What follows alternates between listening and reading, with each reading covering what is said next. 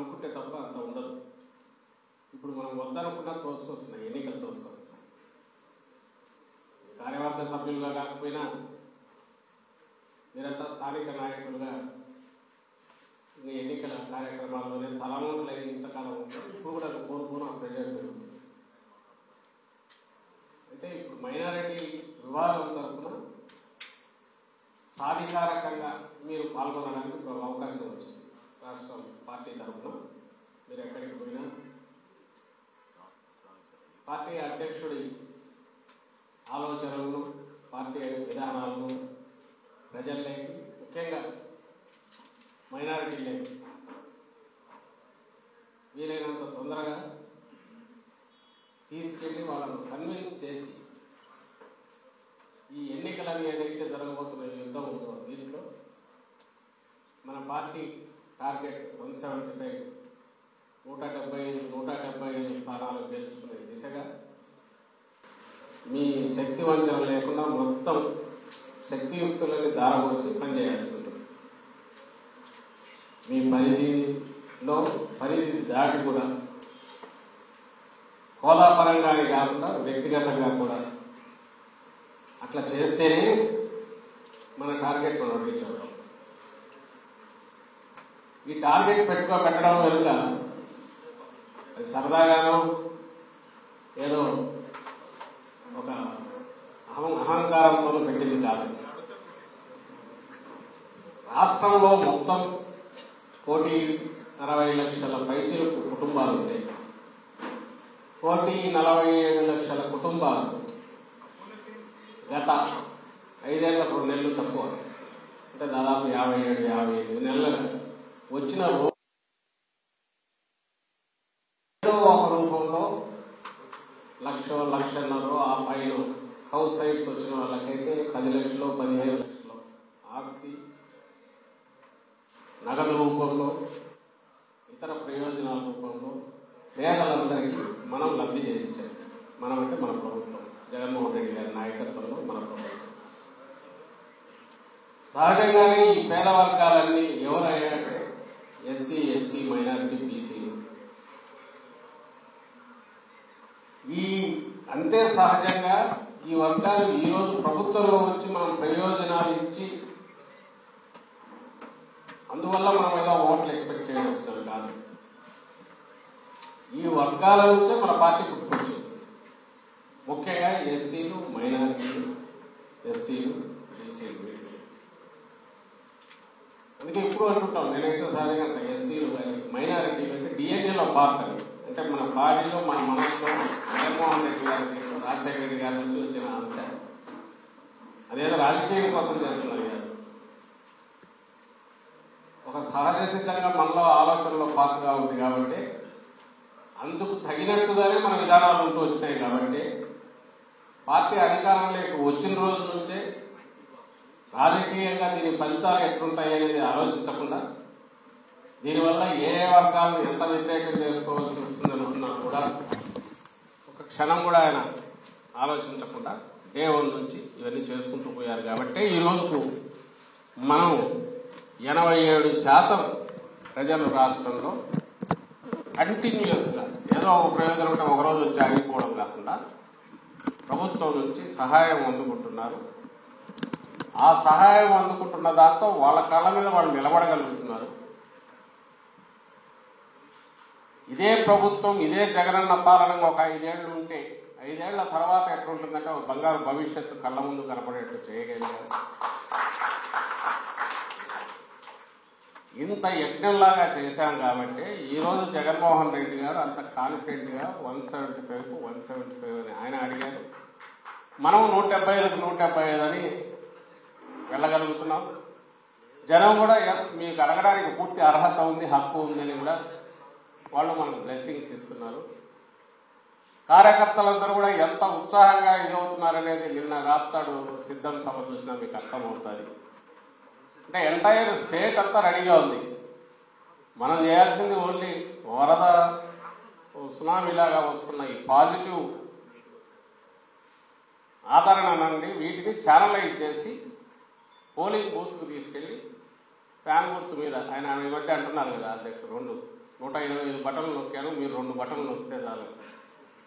2 బటన్లు ఫ్యాన్ గుర్తు మీద, ఒకటి అసెంబ్లీకి, ఒకటి పార్లమెంట్. సో ఈ పని మనం నెక్స్ట్ 50 రోజులు మనం చేయాలి. టార్గెట్ క్లియర్గా ఉంది, పాత్ క్లియర్గా ఉంది. ఇక్కడేమో పెద్ద మనం విశాలమైన డిస్కస్ చేయాల్సిన అవసరం లేదు. మనకు దారి పెట్టింది, ఏం చేయాలనేది ఉంది. టైం కూడా కరెక్ట్ తక్కువ ఉంది. పరీక్షలకు దగ్గర వచ్చినప్పుడు ఎట్లయితే ఏం ఆలోచించాం, ఎట్లా ప్రిపేర్ అవుతాం, ఎట్లా రాస్తాం, ఎట్లా ఫస్ట్ క్లాస్ వస్తుంది, ఎట్లా డిస్టింక్షన్ వస్తుంది, ఎట్లయితే చేస్తామో తలకాయలో వేరే గందరగోళాలు లేకుండా మనకు కూడా ఇప్పుడు అది రావాలి.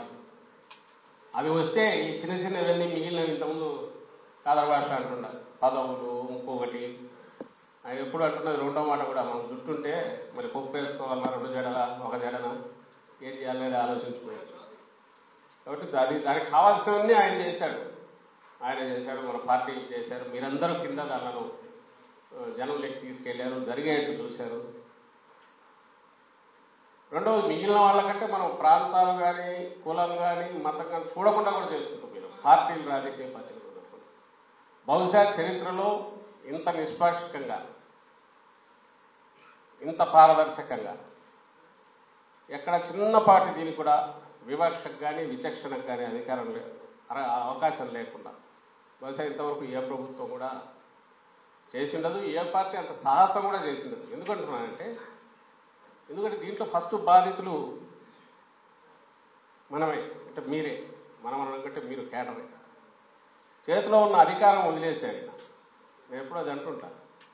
అందులో 14-19 మధ్య వాళ్ళు రెచ్చిపోయి వాళ్ళు చేసిన, తెలుగుదేశం పార్టీ వాళ్ళు చేసిన అరాచకాలతో చూస్తే, అంటే జన్మభూమి కమిటీల పేరుతోనో ఇంకో రకంగానో వాళ్ళు ఏదంటే అది శిలాశాసనం మాదిరి వాళ్ళు చేసుకొని అధికారం అంతా మొత్తం వాళ్ళ గుప్పిట్లో పెట్టుకొని పై నుంచి కింది వరకు ఒక అరాచక ముఠా మాఫియా లాగా తయారై చేశారు. అక్కడి నుంచి ఒక్కసారి ఇటు మారితే బహుశా మనోళ్ళు చాలామంది అనుకుంటారు, అందులో అంత కాకపోయినా మనకు అంత అధికారం ఇచ్చిందంటే జగనన్న, మనము ఏదో ఒకటి మనం డిసైడ్ చేయొచ్చు అట్లీస్ట్ అనుకుంటే, అంత కూడా లేదు. మన ప్రమేయం లేదు. కాగానే 4 నెలల్లోనే 1,30,000 ఉద్యోగాలు అవి ఇచ్చిన, ఆ తర్వాత ఈ రోజుకి అవుట్ సోర్సింగ్ వచ్చిన, ఇంకొకటి వచ్చిన, ప్రతిదీ మెరిట్ పద్ధతి ప్రకారం జరుగుతున్నాయి. అందుకే ఎక్కడ అవకతవకలు జరగట్లే, ట్రాన్స్పరెంట్ ఉంది, కంప్లైంట్లు లేవు. బట్ ఉంటే బాగుండేది కదా, మాకు మాత్రం ఉన్న విచక్షణ. ఈవెన్ అట్లీస్ట్ ఇప్పుడు ఇస్తున్న ఇళ్ల స్థలాల్లో వాస్తు ప్రకారం ఈస్ట్ ఫేసింగ్ కావాలన్నా మాకు లేదు కదన్నా తెచ్చుకోవడానికని అందరూ చెప్తుంటారు. అది కూడా ఆటోమేటిక్గా జరిగిపోతాం తప్ప లాటరీ వేసేది కూడా మన వాళ్ళకి ఏదైనా ఇప్పిద్దామని కుదరట్లే, వాస్తు ప్రకారం చూసి చేయాలని కుదరట్లే అనేది కూడా కంప్లైంట్లు వస్తుంది. ఇది కూడా ఎందుకు చేశాడంటే ఆయన బలంగా నమ్మేది ఏ రాజకీయ పార్టీ అయినా అంతిమంగా ప్రజల లక్ష్యంగా, ప్రజల కోసం నిలబడినట్టు. అవినీతికి కానీ, ఈ వివక్షకు కానీ అవకాశం లేని దీన్ని నిర్మించినప్పుడే ప్రజల్లో ఆదరణ ఉంటుంది, శాశ్వతంగా నిలబడుతుంది. తద్వారా వచ్చే శాశ్వతమైన ఒక ఏమంటారు, మనకు ఒక ప్రైడ్ ఒకటి వస్తుంది, ఒక సగర్వంగా మనం చెప్పుకుంటాం, మేము ఫలానా ఇచ్చేసామని. ఇది ముందు అర్థం కాదు కానీ ఆ తర్వాత మనకు అర్థమవుతుంది. ఈరోజు వైఎస్ఆర్ కాంగ్రెస్ పార్టీ నాయకులుగా కానీ, కార్యకర్తలుగా కానీ గతంలో ఏ రాజకీయ పార్టీకి లేనంత గౌరవం ఎందుకుందంటే దీనివల్లే ఉంది. అధికారం అంటే బాధ్యతే తప్ప అధికారం అంటే మనం ఏదో అనుభవించి మనంతరం మనం ఇది చేసుకునేది కాదు అని అభిప్రాయం ఏదైతే ఉందో అదే ఏ పార్టీనైనా 4 కాలాల పాటు నిలబెడుతుంది. కార్యకర్తలు కూడా అవసరమైన దాన్ని ఏమంటారు మానసికమైన గట్టి దీన్ని ధైర్యాన్ని ఇస్తుంది, మనం దేనికైనా నిలబడగలిగినది ఇస్తుంది. తద్వారా మెల్లగా రావాల్సినవి వస్తాయి. రావాల్సినవంటే నేననేది పదవులు. ఈరోజు పదవులే తీసుకోండి, ఇన్ని పదవులు ఎక్కడన్నా గతంలో ఉన్నాయా, వచ్చాయా? 80% ఎలక్టెడ్ అంతా కూడా మన వాళ్ళేనా? కింది వరకు వార్డు మెంబర్లు. దాంట్లో మనం మైనారిటీలే చూస్తే ఎంతమంది వచ్చింటారు? మనం ఎంతసేపు ఇక్కడ అందుబాటులో ఉన్నాం, ఇవి చూస్తున్నాం. ఇది ఎమ్మెల్సీలు ఎంతమంది, క్యాబినెట్లో ఏంటి, అలాగే మన ఎమ్మెల్యేలు ఎంతమంది పెంచారు. ఎమ్మెల్యేలు కూడా పెంచామే సరే. ఎమ్మెల్సీలు, కౌన్సిల్లో ఎంతమంది ఆయన అన్నట్టు డిప్యూటీ చైర్పర్సన్, డిప్యూటీ సీఎం.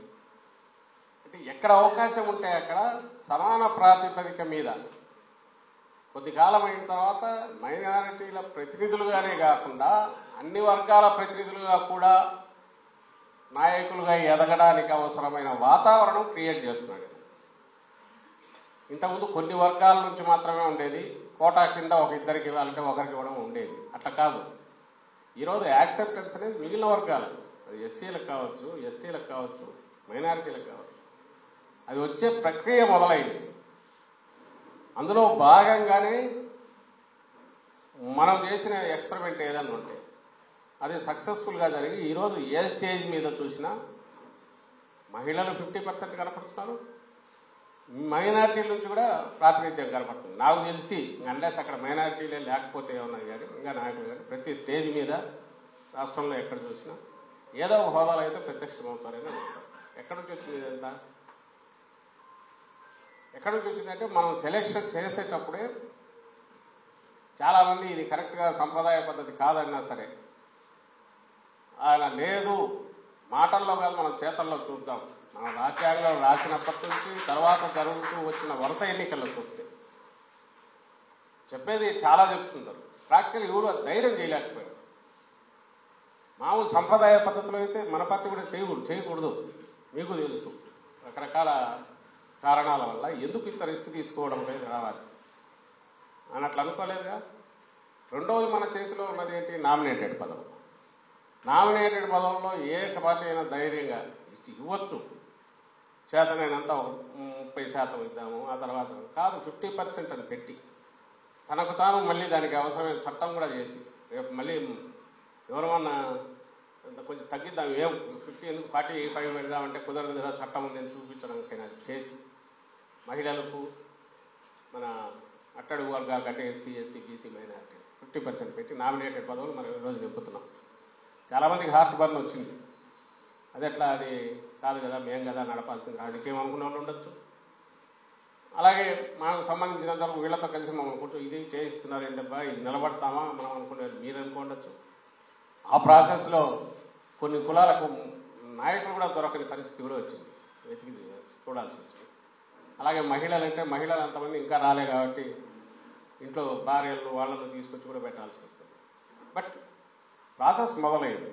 ఇది ఒకసారి మొదలయ్యాక నెక్స్ట్ 5 years అయ్యేసరికి ఇక్కడ నుంచి తయారైన వేల మంది మైనారిటీ నాయకులు వీళ్ళల్లో వచ్చి 100 మంది, 100లో వచ్చి 10 మంది పై వరకు రావడానికి అయితే అవకాశం ఉంటుంది. రాష్ట్ర శాసనసభకు, లోక్సభకు, రాజ్యసభకు దేనికైనా సరే మేమున్నాం అని మీరు వస్తారు. అవును, ఆయన ఎట్లా తప్పించగలం, ఆయన కూడా నాయకుడుగా ఇదయ్యాడు కదా అని మేము అనుకోవటం. అలాంటి వాటి క్రియేట్ చేయడం అనేది గొప్పతనం. ఇది చూస్తే మనకు అర్థమవుతుంది ఏం చేస్తున్నారు ఈయన చేసే ప్రయోగం ఏంటి, ఈ ప్రయోగం అల్టిమేట్గా వచ్చే 5-10 ఏళ్లలో ఎంత మార్పు తీసుకొస్తుంది. ఇది మనం అర్థం చేసుకుంటే మనం కిందకి తీసుకెళ్ళి మన వాళ్ళందరికీ చెప్తే ఇది ఏదో ఒక సీటు పెరిగింది ఒకటి తగ్గింది అనేది క్వశ్చన్ కాదురా. అసెంబ్లీలో ఓటు పెరగడము, కౌన్సిల్లో ఓటు పెరగడం కాదు, నిజంగా అది కూడా అనుకోవట్లా. ఇప్పుడు ఈరోజు మనం చేసిన దానికోసం మనం వైస్ చైర్మన్ పోస్ట్ కూడా క్రియేట్ చేశాం. ఎందుకు చేశాం? ఒకరు డైరెక్ట్ ఇది వచ్చినా ఇంకొకటి ఆ గౌరవమైన ప్రోటోకాల్ పదవి ఇంకొకరికి కావాలి. ఖచ్చితంగా అక్కడ ఓసీ అయితే ఇక్కడ బీసీ కానీ మైనారిటీ కానీ వీళ్ళ నుంచి కానీ ఉండాలి, పెట్టాం. అన్ని చోట్ల అది యాజ్ ఎ రూల్ చేశారు, మీరు గమనించుంటారు. అందుకే ఈరోజు లిస్టు చూసుకుంటే మొత్తం మీకు ఎక్కడ చూసినా ఇవే కనిపెడతాయి. ఇది మనం ముందు అర్థం చేసుకోవాలి. మీరందరూ సామాజిక న్యాయం, సోషల్ ఇంజనీరింగ్ అనేది మాటల్లో కాదు, రియల్ దీంట్లో ఈ స్టేట్లో జగన్మోహన్ రెడ్డి గారు చూపించారు. కులం పేరు మీదనో మతం పేరు మీద వచ్చిన పార్టీలు, మైనారిటీల పార్టీలు వాళ్ళు ఎవరు చేయలేదు ఎక్స్పర్ట్. ఈయన చేశాడు, చేసి ప్రజల మన్ననలు పొందుతున్నాడు. రెండోది అందరూ ఇదే అన్నారు, అబ్బాయి ఇదే నిలబడేదే ఈయన చేసే ఎక్స్పెరిమెంట్ అని. ఈరోజు ఏమైంది? ఇదే మనకు అండ, కొండంత అండ. ఈరోజు మీరు ఎక్కడన్నా మనలో వాళ్ళకే వచ్చిన డౌట్ వచ్చినా ఏం తిన్నా ఏం చేస్తాడో ఎక్కడికి పోతాడు అంటే మనకు ఆకారం కనపడేది. కిందికి పోతే గడప గడపకు జరిగేంత వరకు మన వాళ్ళలోనే చాలామందికి అనుమానాలు ఉండేవి. గడప గడపకు మొదలు పెట్టారు మన శాసనసభ్యులకు, వాళ్ళతో పాటు మీరు ఎలాంటి ఆదరణ లభించింది, ఎలాంటి ఇది వచ్చింది, ప్రజల నుంచి రెస్పాన్స్ వస్తుందని చూశాక మీకే అర్థమైంది. ఆ తర్వాతే ఒక కాన్ఫిడెన్స్ రావడం మొదలుపెట్టింది. రెండవ ఆస్పెక్ట్, ఈ స్టేట్లో ఇప్పుడు యాజ్ ఆఫ్ టుడే మనకున్న దాంట్లో రెండే పొలిటికల్ థింగ్స్ ఉండేది. ఒకటి మనం కావాలన్నా, అంటే జగన్మోహన్ రెడ్డి గారు కావాలా, చంద్రబాబు నాయుడు గారు కావాలా, అంతే వేరే లేదు చాయిస్. మీరు ఎవరు దాని గురించి భాష్యాలు చెప్పినా, దాన్ని ఏమంటాం, లేదా సిద్ధాంతాలు చెప్పినా, లేదా ఇంకొకటి మాట్లాడినా, ఇద్దరు నాయకులు రెండు పార్టీలు, వైఎస్ఆర్సీపీ, జగన్మోహన్ రెడ్డి గారు. తెలుగుదేశం నానా జాతి సమితి అన్నింటినీ కలుపుకొని వాళ్ళు ఎవరైనా వచ్చినా బహుశా ఇప్పుడు ఈ ఎక్స్ట్రీమ్ ఆ ఎక్స్ట్రీమ్ రెండు కలుస్తున్నట్టున్నారు. పరోక్షంగా ఒక పార్టీతో పెట్టుకుంటున్నట్టున్నాడు, ఇంకో పక్క ప్రత్యక్షంగా బీజేపీతో కూడా ఏదో ప్రయత్నాలు కింద మీద పడుతున్నట్టున్నాడు. అది కూడా ఏదైనా అయితే అటో ఇటో ఏది లేకపోయినా ఈయన ఏజెంట్లు అక్కడ ఉన్నారు, ఇక్కడ ఉన్నారు. కాంగ్రెస్ని అయితే ఆయన నడుపుతున్నట్టు చూస్తుంటే. సో దీనివల్ల నేను ఎప్పుడు అంటుంటా, నక్సలైట్లు ఎవరు వాళ్ళు లేరు ప్రజాస్వామ్య ప్రక్రియలో, డెమోక్రసీ దాని మీద ఎలక్షన్లో వాళ్ళు పార్టిసిపేట్ చేయరు. ఉంటే వాళ్ళు కూడా పట్టుకునేవాడు, ఏదో వర్గం పట్టుకునైనా చేసుకునేవాడు. అలాంటి దీంట్లో సిద్ధాస్తుడైన ఆయన అన్నీ తీసుకొచ్చినా వాళ్ళు చూసేది ఇంకా ఆయన చంద్రబాబు నాయుడు గారిని ముఖ్యమంత్రి క్యాండిడేట్గా వాళ్ళు, ఇటు పక్క మనం జగన్మోహన్ రెడ్డి గారు వైఎస్ఆర్సీపీ. సో ఇద్దరు జగన్మోహన్ రెడ్డి గారా, చంద్రబాబు నాయుడు గారు, వైఎస్ఆర్సీపీనా, తెలుగుదేశం పార్టీ, ఇది చాయిస్. ఎవరు దేన్ని చూస్ చేసుకోవాలనేది స్పష్టంగా మనం కిందికి తీసుకెళ్ళాలి. ఏది కావాలి ఇందులో, ఇదే దీనికి మీరు ఎన్ని చెప్పినా ఆఖరికి వచ్చేసరికి అదే, ఈ గుర్తు మీద వెళ్ళినా ఆ గుర్తు మీద వెళ్ళినా మనకు ఇన్ని ఉన్నాయి చెప్పడానికి, ఫ్యాన్ గుర్తు మీద వేయడానికి. మనం ఏం చేసామనేది మీకు చెప్పదలుచుకోలేదు, ఎందుకంటే మీకు తెలుసు ఏమేం చేసాము ఇంతకాలం అనేది. ఉపన్యాసం అనేది చెప్పదలుచుకోవాలి, అవి మీకు తెలుసు, మీరు పార్ట్ ఆఫ్ ఇట్. అది ప్రచారం కూడా చేస్తున్నారు, కిందికి తీసుకెళ్తారు. ఎట్లా చేయాలనేది నేను చెప్పదలుచుకున్నాను. ఎట్లా చేయాలనేది మీరు ఇమ్మీడియట్ మొదలుపెట్టి, ఇంతకుముందు మీటింగ్లో చెప్తున్నాం, మళ్ళీ చెప్తున్నాం, ముందు తలకాయలో గందరగోళం తీసేయాలి. ఈ పెద్ద ఇదైతే ఏమవుతుంది, అదైతే ఏమవుతుంది, వాళ్ళు అట్లా వస్తారు, మనం ఇది చెప్తే. ఆ మధ్య ఏదో ఉంది షాదీ తోఫా, నిన్న చూసి నాకు గుర్తొచ్చింది. 10th క్లాస్ తీసేస్తే కొంచెం వస్తే ఓట్లు వస్తాయి ఇవన్నీ. ఆయన ఎంతసేపునా సీఎం గారేమో అది పెట్టింది ఒక ఇన్సెంటివ్ లాగా ఉండాలి తప్ప ప్రోత్సాహకంగా. అంటే నువ్వు 10th చదివిస్తే, అమ్మాయిలు చదివించడం అనేది ఏదైతే లేదో బాగా చదివిస్తే దానికి ప్రోత్సాహంగా ఇది ఉంటుందంటే, ఓవర్ ది పీరియడ్ ఒక 5 ఏళ్ళు 10 ఏళ్ళు అయ్యేసరికి మన ఇళ్లలో అమ్మాయిలంతా బాగా చదువుకున్న వాళ్ళు అవుతారు. ఆ లక్ష్యం పెట్టుకోకుండా జస్ట్ ఓట్ల కోసం 4 వస్తాయంటే ఇది చేస్తే ఇంకా దానికి ఏముంది, డబ్బులు డ్రైన్లో పోయినట్టు పోతుంటాయి. ఇవి ఇచ్చినది కుటుంబాలు అయితే వాళ్ళ కాళ్ళ మీద వాళ్ళు నిలబడరు కదా. వాళ్ళు చదువుకోవాలి, వాళ్ళు పైకి రావాలి, వాళ్ళు పోటీ పడాలి. సమాజంలో మార్పు రావడం అంటే అది కదని ఒక బలంగా ఒక వ్యక్తి విశ్వసిస్తున్నాడు. అది నాకు ఆశ్చర్యం. నేను కమ్యూనిస్ట్ దీని నుంచి వచ్చిందని తెలుసు, సిద్ధాంతం చదువుకుని ఆయన ఏం చేయట్లేదు. జస్ట్ మానవత్వంతో ఆలోచిస్తున్నాడు, మనసుతో ఆలోచిస్తున్నాడు, దాంతో చేయగలిగిన పనులు వాళ్ళ తండ్రిలాగా చేస్తున్నాడు. కాబట్టి ఇవన్నీ జరుగుతున్నాయి. మనం ఆ పట్టుదల ఉన్నది నిజంగానే తెలియకుండానే పిల్లల నుంచి ప్రెజర్ పెరుగుతుంది. తల్లిదండ్రులు కూడా చదివించాలనుకుంటారు, కనీసం 10th క్లాస్ చదివించాలి. దానికోసం కాకపోయినా మెల్లగా అలవాటు పడ్డాక ఆ పార్టీలో చదువుతుంటే ఈ పార్టీలో మన ఇంట్లో ప్రెజర్ పెరిగితే మెల్లగా పిల్లలు చదువుకుంటారు. ఒక పీరియడ్ ఒక 5-6 years తర్వాత చూడండి, అప్పుడు ఇది అవసరం లేకుండానే వాళ్ళందరూ వాళ్ళు పెరుగుతారు. షాదీ తోఫా అనే అవసరం లేకుండా వీళ్ళే నలుగురికి సపోర్ట్ ఇచ్చే రకంగా వీళ్ళు పెరగాలి, ఆ కుటుంబం పెరుగుతుంది. అదే టార్గెట్. నేను ఇది ఎందుకు చెప్తున్నానంటే, మనం సంకుచితంగా సంప్రదాయ పద్ధతిలో ఆలోచిస్తే అది కరెక్ట్. ఇప్పుడు ఎలక్షన్లు వస్తున్నాయి, ఆడవాళ్ళందరికీ ఉచిత బస్సు ప్రయాణం పెడితే ఏదో ఓట్లు వస్తాయి, లేకుంటే 3 సిలిండర్లు ఇస్తే ఓట్లు వస్తాయి. ఆయన అట్లా ఆలోచించట్లా. తను ఆలోచిస్తున్నది ఇట్లా ఎలక్షన్ టైం రాగానే తిరుపతి వేసినట్టు ఓటేసినట్టు ఇస్తే దాని మీద ఆధారపడి ఉండే బతుకులు కాకుండా ఎవరంతటా వాళ్ళు వాళ్ళ కాళ్ళ మీద నిలబడి వాళ్ళు ఆలోచించుకొని వాళ్ళ విచక్షణతో వాళ్ళ కుటుంబాలను పైకి తెచ్చుకోగలగడం ప్రతి పేద కుటుంబం కూడా. అలాగే తమ చుట్టూ ఉండే వాళ్ళు కూడా హెల్ప్ చేయగలిగినట్టు నాయకులుగా ఎదగడం. ఇది అన్ని వర్గాల నుంచి వచ్చేసరికి అదే సహజమైన సామాజిక న్యాయానికి దారి తీస్తుంది అనేది బలంగా విశ్వసిస్తున్నారు. అభివృద్ధి జరుగుతుంది, సామాజిక న్యాయం జరుగుతుంది. అండ్ ఇండియాలో భారతదేశంలో ఏ స్టేట్ ఖచ్చితంగా నెక్స్ట్ 29 అయ్యేసరికి నేనైతే బలంగా విశ్వసిస్తాను, ఇండియాలో నెంబర్ 1 స్టేట్ ఏది సామాజిక న్యాయంలో కానీ అభివృద్ధిలో కానీ సంక్షేమము అభివృద్ధి కలగలిపి ఏ రకంగా సంక్షేమం ద్వారా అభివృద్ధి అనేది కూడా చూపించే స్టేట్ ఏదైనా ఉందంటే ఇండియాలో ఆంధ్రప్రదేశ్ ఒక నెంబర్ 1 ఉంటుంది. ప్రపంచంలో కూడా స్టడీ చేయదగ్గ రాష్ట్రంగా ఉంటుందని నేను బలంగా నమ్ముతున్నాను. ఎందుకంటే మనంత కాంప్లికేటెడ్ సమాజాలు చాలా బయట లేవు. కులాలు మతాలు ఇన్ని రకాలైనటువంటి మళ్ళీ ఆర్థికపరమైన భేదాలు పెట్టు ఇలాంటి చోట ఈ ప్రయోగం ఇంత సక్సెస్ఫుల్గా ఈ 5 ఏళ్లలో మాకు అర్థమయ్యేది కదా ఆయన చేస్తున్నది చూస్తే అరే ఇది ఎక్కడికి పోతుంది అనుకుంటే ఇది ఇప్పుడు పిక్చర్ కనపడుతుంది. వచ్చే 5 ఏళ్ల తర్వాత చూడండి ఎట్లుంటుంది. ఈరోజు కోవిడ్ లాంటి దాంట్లో మనం తట్టుకున్నామన్నా ఆ తర్వాత ఈరోజు ఎకానమీ ఏమి మార్పు వచ్చిందని జరిగిందా అని అంటే పర్చేసింగ్ పవర్ పెరిగింది. ప్రతి ఒక్కరి చేతిలోకి డబ్బులు వచ్చాయి. అవి ఎక్కడికి పోతున్నాయి? ఈ మధ్య చూస్తే ప్రతి సెక్రటేరియట్ లెక్క తీస్తే గత ఈ 4-5 ఏళ్లలో ఈ 4 ఏళ్లలో 22 నుంచి 28 కోట్లు 30 కోట్లు ఖర్చు పెట్టేందుకు గవర్నమెంట్ చిన్న రోడ్లు కావచ్చు డ్రైన్లు కావచ్చు లేదా సంక్షేమ పథకాలుగా వాళ్ళకు పోయిన బెనిఫిట్స్ కావచ్చు ఎన్ఆర్ఈజీ వర్క్స్ కావచ్చు ఎనీథింగ్. ఒక సెక్రటేరియట్ పరిధిలో అంటే 2000 జనాభా ఒక 600 ఇళ్ళు 700 ఇళ్ళు ఉండేది ఇంటి దగ్గర 4 ఏళ్లలో 22 కోట్లు అక్కడికి పోయింది. ఏమవుతుంది ఇది? ఎక్కడే సర్క్యులేట్ అవుతుంది. ఓ బిజినెస్గా చిన్న బిజినెస్గా మళ్ళొచ్చు ఒక అగ్రికల్చర్ ఏదో ఇన్పుట్ కావచ్చు ఇంకొకటి కావచ్చు.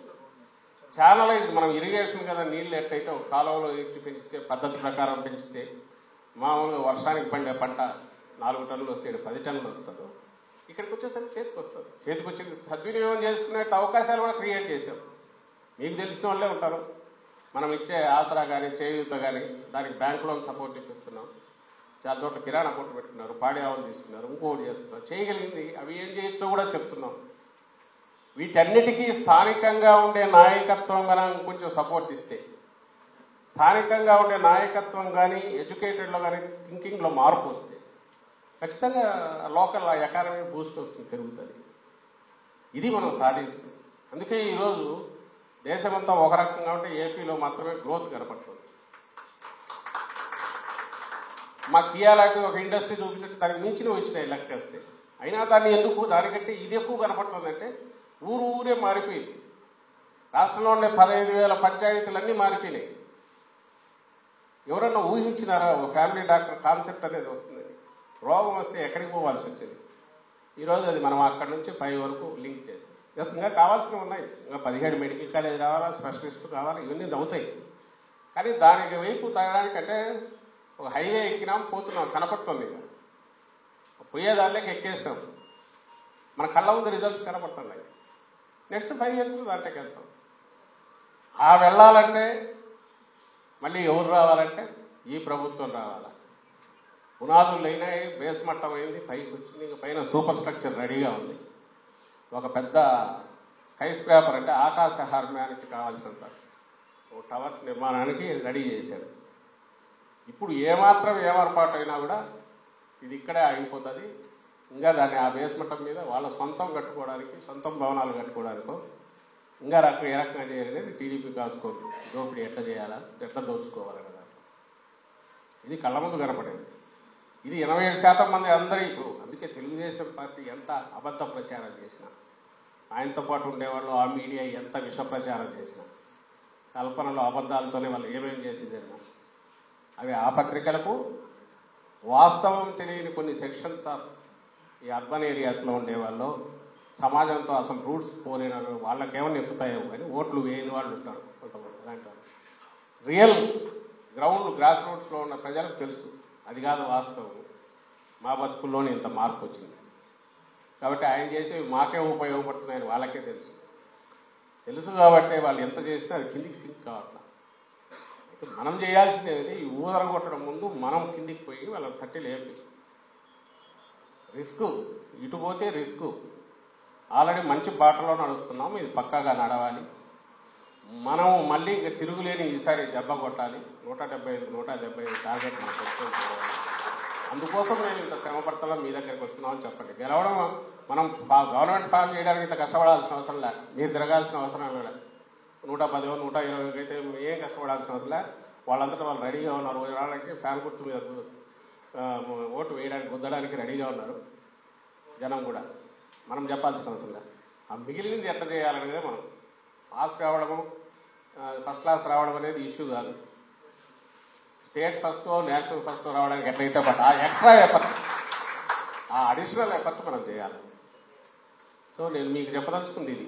దీనికి ఎట్లా చేయాలి, ఏం చేయాలనే దాంట్లో ఇప్పుడు ఆయన అన్నట్టు మీ సమావేశాలు ఎవరు జరుగుతాయి. ఇంతకుముందు కూడా అనుకున్నాం, ఈ సోషల్ మీడియా బాగా డెవలప్ అయింది, బాగా ఇదైంది. వాళ్ళ ఆన్స్లాట్ అంటే వాళ్ళ దాన్ని యూజ్ చేసుకుని అబద్ధ ప్రచారంతో వాళ్ళు చేస్తున్నారు. మనం నిజాలు ఏవో వాటిని పెట్టుకుని మనం చేయాలి. మనం వాళ్ళ దానికి ఆన్సర్ ఇవ్వాల్సిన అవసరం లేదు.